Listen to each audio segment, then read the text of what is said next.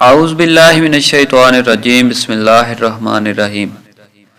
ایک عقل مند شخص نے کسی سے کہا کہ ہندوستان میں ایک ایسا درخت ہے جس کا پھل کھانے سے انسان ہمیشہ زندہ رہتا ہے۔ یہ بات ہوتے ہوتے بادشاہ تک پہنچ گئی۔ بادشاہ نے اس درخت کا پھل لانے کے لیے ایک شخص کو ہندوستان کی طرف بھیجا۔ یہ شخص ہندوستان میں پہنچ کر جس سے بھی اس درخت سے متعلق پوچھتا تو وہ اس کا مذاق اڑا دیتا۔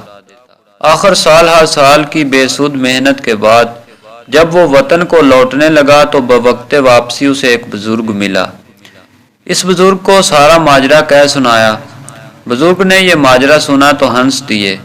پھر انہوں نے کہا کہ یہ درخت صرف علم کی نعمت ہے۔